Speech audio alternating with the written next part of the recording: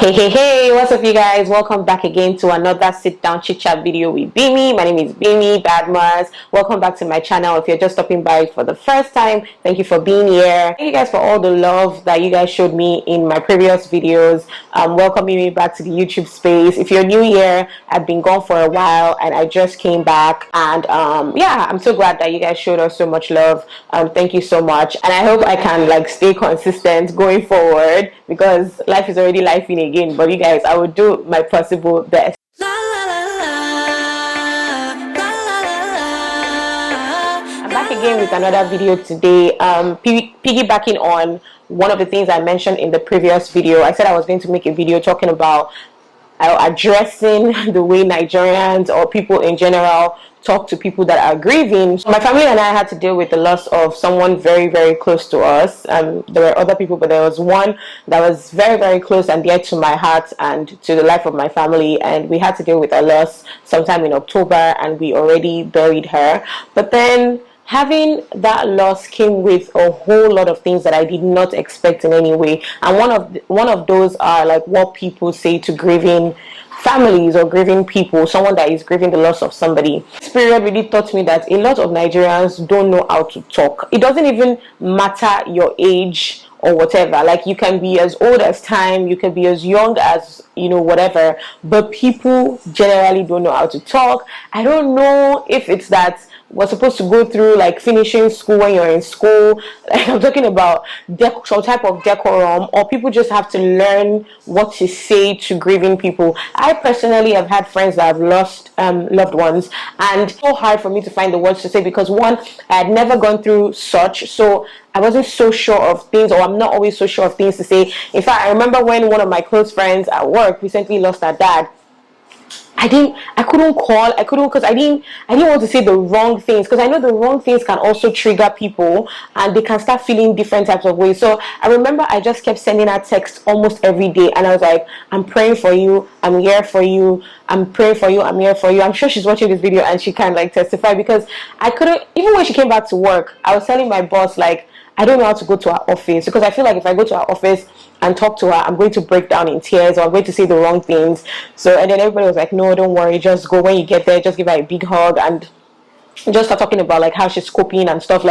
Don't just, because I'm always so particular not to trigger people's emotions, and in turn even triggering my own emotions, and people having those words resonate in their minds for a very, very long time, because I know some of the words that were said to my husband and I were words that will be resonating in our minds for a very long time. So one of the things I couldn't understand was the fact that people were always coming to that house. It was a lot of people at the same time. Unfortunately for us, the day it happened was a public holiday, so people didn't even go to work. So it was like everybody was just coming to the house. There were a whole lot of people we knew, people we did not know, that just heard. And one thing somebody had told me was that it's not everybody that is here to genuinely mourn or feel bad or whatever. Some people are just here to confirm that yes, it really did happen, and so that they can go and spread the gist, so that they can go and tell other people and laugh about it and stuff like that. So you have to be very careful when you have all these people visiting. And another thing I realized was that these people visiting, for some reason, expected you to be feeding them. People were expecting food. I mean, in this situation, in this time, you expect people to serve you food while they are grieving. That's just, it doesn't just make any sense to me. But some people, not everybody, but some people, they expect, oh, at least they should have given us water. And that's the decorum that I'm talking about with Nigerians. There is no finishing. There's, as in, when you sew a cloth and you're supposed to hem the edges or something, the finishing that brings out the beautification or the beauty of the clothes or of the outfit, it's not there. So you might go to school, you might have crossed 7 seas and 7 oceans, but then that finishing that is supposed to make you stand out, that's supposed to make you almost perfect, it's not there. So they just open their mouth, wham, and just jam talk anyhow. We're now getting words that that were so ridiculous. I mean, one woman came to the house and she had seen my husband, and she was like, oh, you're the son, you're the first son, do you know me? And he's like, whether he remembers her or not, I don't even know. And then she's like, oh, she introduces herself or whatever, which honestly I don't care. We don't care, but whatever. So she introduces herself, and then she's like trying to comfort him or console him. And she's like, "Oh, don't worry, everything will be fine. You don't need to cry. You don't cry over spilt milk." Literally, like she said it like 2 times. She's like, "You don't cry over spilt milk." It took the grace of God for my father, my own father, not to pounce on this woman. My father just removed his glasses and was looking at her like, are you okay? Like, we're all looking at her like, I was like, did you just learn this word? Did you just learn this English? What do you mean by you don't cry over spilt milk? Like, that's not the what that idiom, or what do you call that thing? Is it an idiom? That's not the meaning. It doesn't enter this situation. Somebody dying at a somewhat young age is not crying over spilt milk.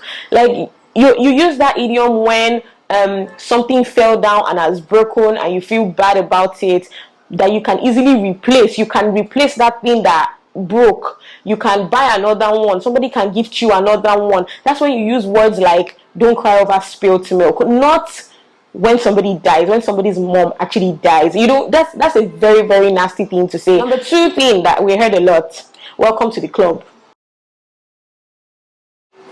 What does that even mean?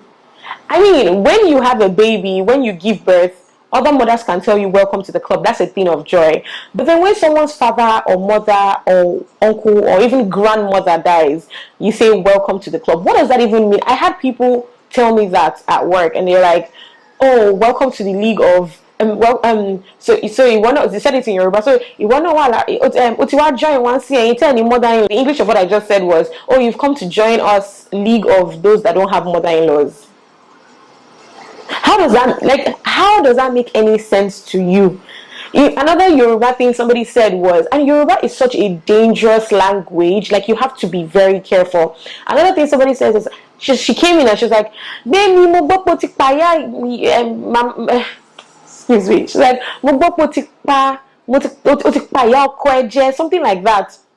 And I think it's a Yoruba thing they used to say in those days when somebody's grandmother or mother-in-law or someone dies, and they say, oh, I heard you've killed your mother-in-law. And it was supposed to be a thing then, but now I don't think it's a thing. To me, it wasn't funny, because I'm just looking at the person like, what do you mean?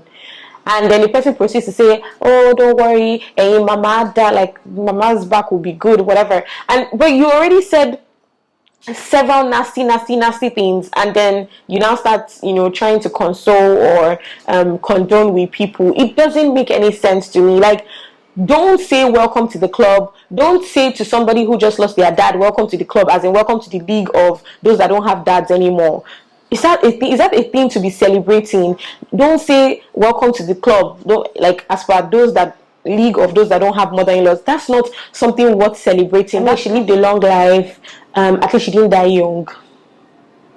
So I believe that young is relative to some people, because like I said in my previous video, in the Yoruba land, for somebody to die and they will say, okay, the person lived well, the person has to be like 70, 75, 80. That's when you see the Yoruba people bringing out pots and party and everything. Even though it's painful, there's no how you lose anybody. You lose your parents, or you lose your grandparents or your loved ones, and it's not painful. But then when you get to like a certain age, like you're 80, so it's somewhat understandable in a way. It's just like when the Queen died at 90 something, it was somewhat understandable. But anybody less than that, anybody less than 70, anybody less than 77, anybody less than 75, you're talking about 60s, that as far as we are concerned in Yoruba land, that person is young. So when you say, oh, at least she didn't die young, what is that? Like, what is the meaning of at least? Like, that's not even something to say to somebody that is grieving. Like, all these things, I wanted to punch people. Like, I wanted to fight people, because I was trying to be there for my husband and his sister. Me and my sister-in-law's husband, so I guess it's my brother-in-law, we literally wanted to fight people, because we're there trying to be there for our spouses and trying to make them feel better, and you're here just like something we've done to help them in 1 hour. You come and you use your 30 seconds of words to scatter everything. And so it's very insensitive to say to people, at least she didn't die young. That's just terrible to say. Please don't say that to somebody. Don't say that. It doesn't even matter what age they die. It doesn't even matter if they're 80 or 90. Don't just say that to somebody. So another thing we heard a lot of, especially to my husband, were things like, oh, you're a man, you shouldn't cry. Hold yourself, you shouldn't cry. Excuse you?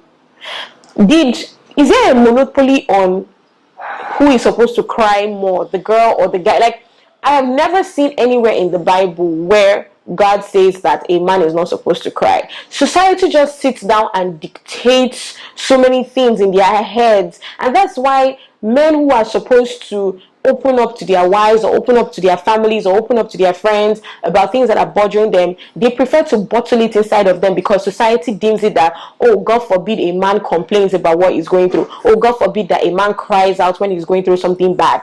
That's just BS. Serious BS. You guys, I'm angry and I'm trying to control myself in this video, because just remembering these things again aggravates me. Stop telling people when to cry and when not to cry. Don't tell a man that he's a man, he's not supposed to cry.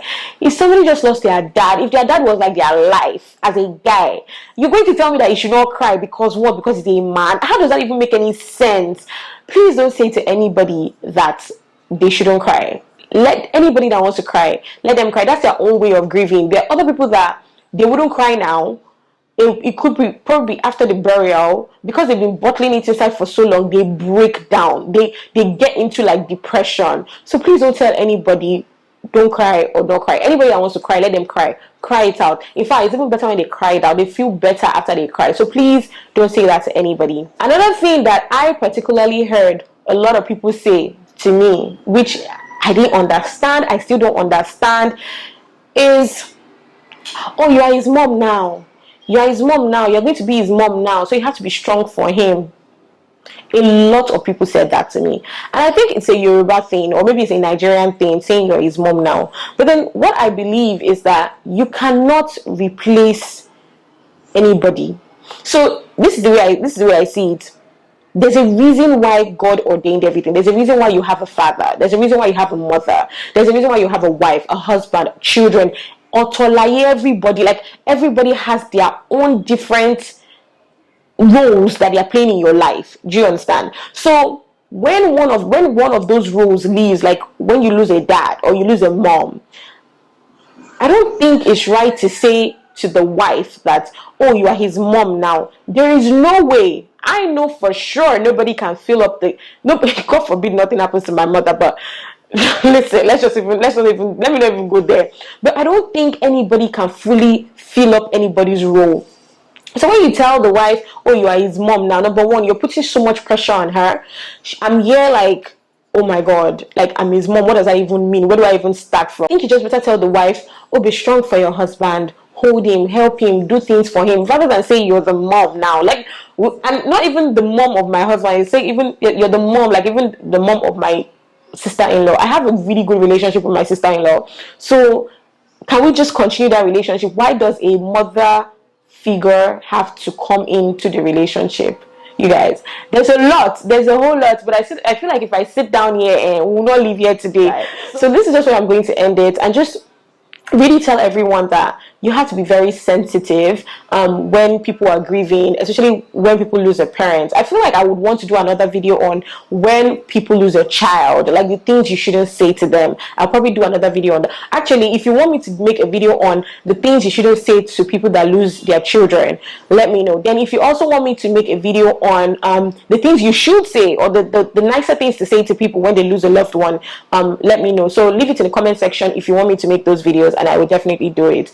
So yes, in all our actions, please, let's be very sensitive to what people are going through. It's not even only when people are grieving, even just your everyday life. You're going out, you meet a petrol attendant, you say good morning before you start asking the person you want to buy fuel. You know, just little courtesies that just shows that also finishing school, then you decorum, or they were package, along there create here, or they beko, like just little things like that just goes a long way, you know. So yeah, thank you guys so much for watching. Let me know, like I said, those videos, if you want me to make them, leave them in the comment section down below. Yeah, And if you have any questions for me, also let me know in the comment section down below. Thank you guys so much for watching, and I will definitely see you in the next one. Bye guys.